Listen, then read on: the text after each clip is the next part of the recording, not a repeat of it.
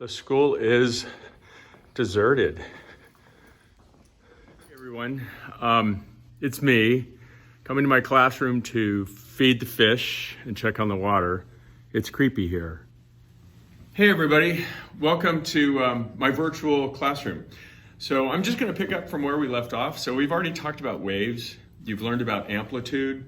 It's about the height of the wave from the middle to the top or to the bottom. That's the amplitude, and that's related to loudness or volume. It equates to how much energy the wave has.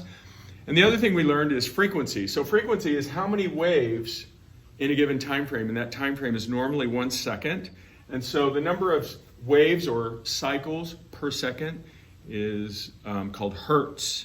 And so frequency, cycles per second, we perceive as pitch. So the higher the frequency, the higher the pitch. And so sometimes that's referred to as treble when you're increasing the volume on your stereo.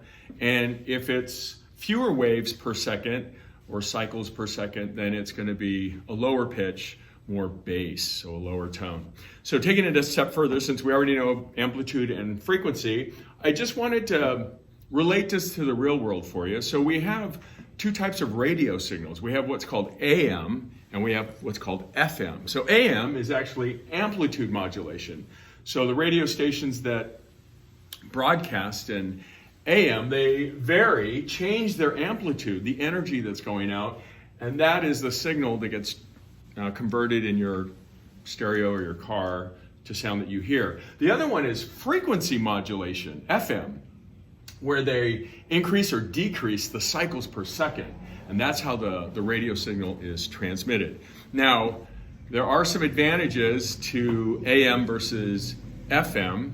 I should probably do more research. But back in the day, most cars when I was growing up only had an AM radio.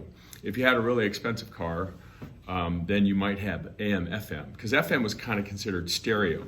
To put it this way, it seemed like all the talk shows and country western music was on AM, and all the great music that we'd like to listen to was in stereo, was on FM. Now, the advantages of AM is it has the ability to bend around objects, and it can bounce. And what happens at nighttime, the atmosphere ionizes, and AM radio broadcast can ricochet, bounce, reflect all around the Earth. In this image, you can see actually the AM radio signal. On the left side of the image, it's daytime, and you'll notice that the AM signal does not bounce off the upper atmosphere, but at nighttime, the atmosphere ionizes, and that allows the AM radio signal to actually ricochet, reflect, or bounce off the ionized atmosphere back down to the ground, enabling it to travel many hundreds of miles further than like an FM radio signal. Normally, FM radio is just pretty much line of sight. And generally, that's about 100 miles is about as far as it'll go before it actually starts to fade out and disappear. But FM does have advantages over AM. It's a higher fidelity sound, it's more complex, they have stereo.